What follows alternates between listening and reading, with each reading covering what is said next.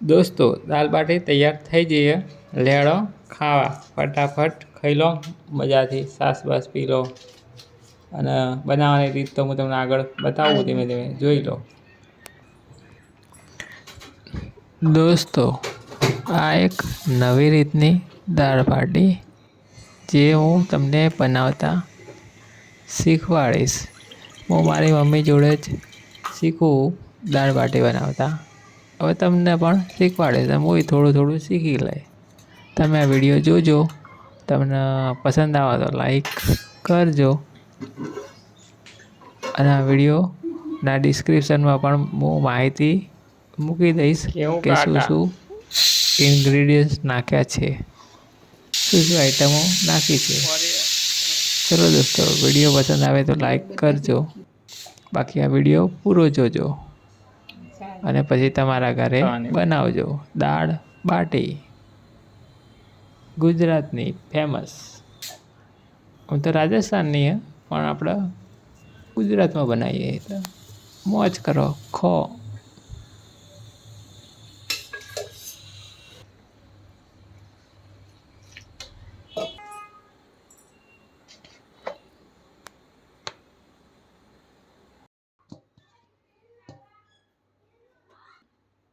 Dish અંદર આવી થોડુંક ચા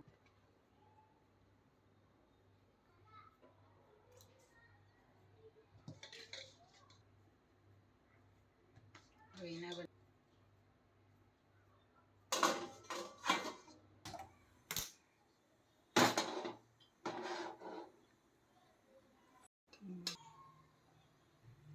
ચાલુ જ નતો તેનો વિડીયો.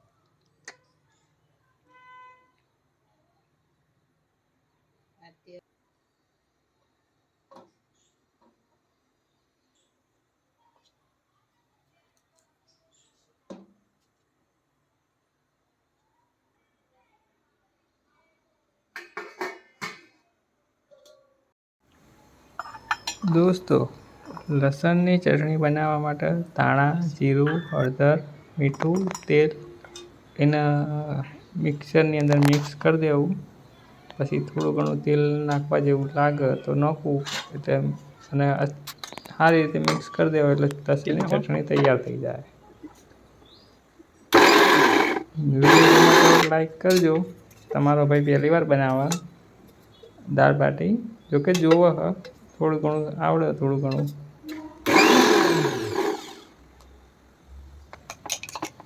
देखो ये धुआं टेस्ट ચટણી ટેસ્ટ નહીં चटनी रे चटनी.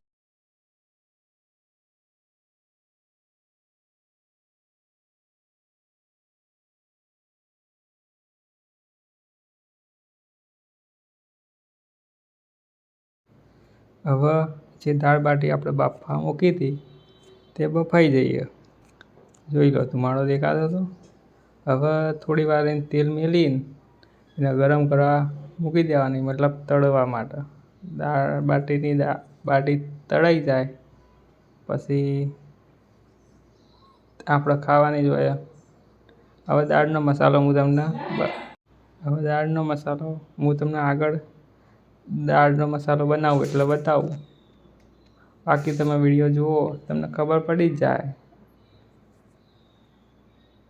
વધારે તો કોઈ હ નહીં, આમ ઇઝી જ છે.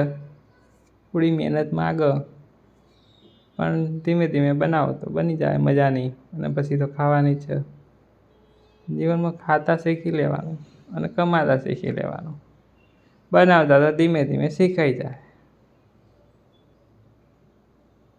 હવે આરે મસાલો આપણે દાળનો તૈયાર કરીએ.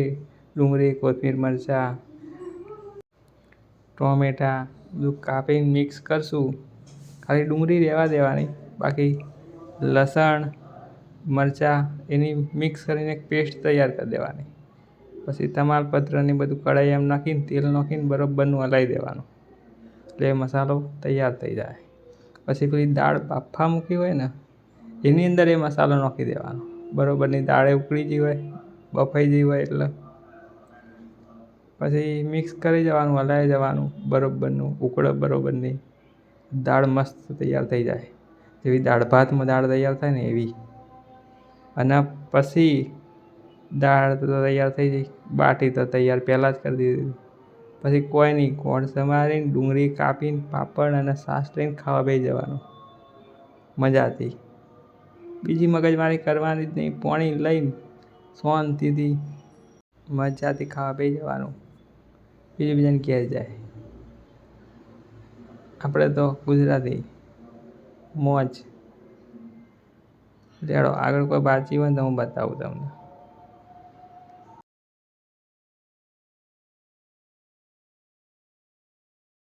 દોસ્તો આમ તો ખાવાનો વિડીયો ઓછા જ બનાવું, પણ આ તો જસ્ટ બનાવી દીધો કોક વાર ખાવાનો વિડીયો.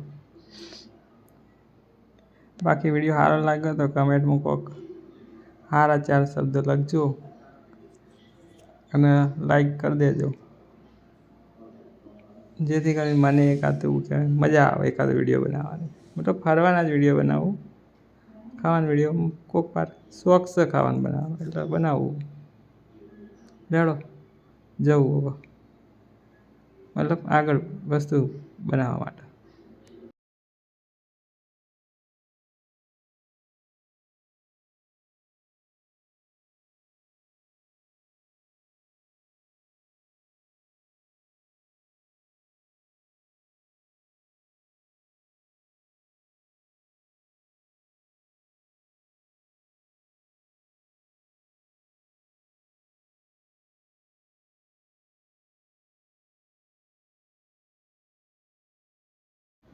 દોસ્તો આ વિડીયો થોડો લાંબો બની ગયો હોય તો દોડાઈને જોઈ લેજો એવું લાગે તો, બાકી આખો જુઓ તો વધો નહીં આવે કોઈ.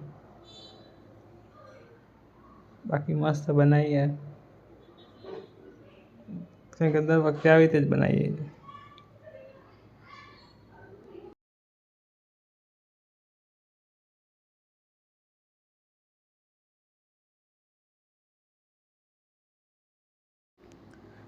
દાળે તૈયાર થઈ જઈએ અને દાળનો મસાલો હોય, ડુંગળીની ગ્રેવી કરીને કઢાઈમાં તમાલપત્ર મરચાં નાખીને મસ્ત એ ટામેટાની પેસ્ટ નાખીને, મતલબ પેસ્ટ એટલે ભૂકો કરીને જે નાખીને એ બનાવ્યું એ પણ હવે મિક્સ કરી દેવાનું.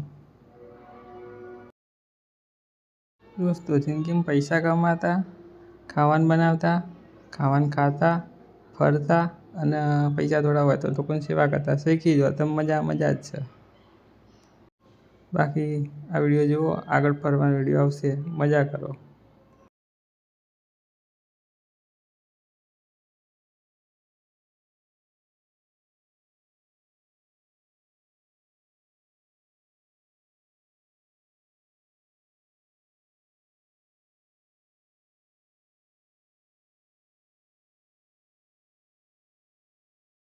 હવે એક કસૂરી મેથી કરીને આવે એ નાખો તો થોડું સુગંધ કે સ્વાદ સારો આવે. પડી હોય તો નાખી દેવાની, તો થોડી મજા આવે ખાવામાં.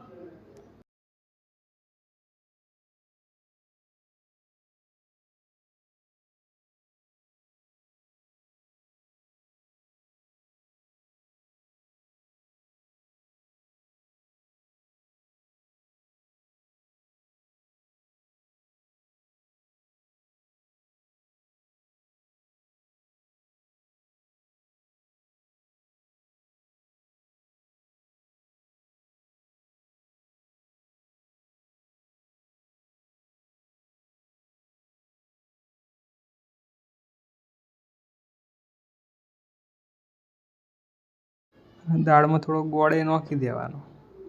હવે તૈયાર થઈ જઈએ તો ખાઈ લઈએ.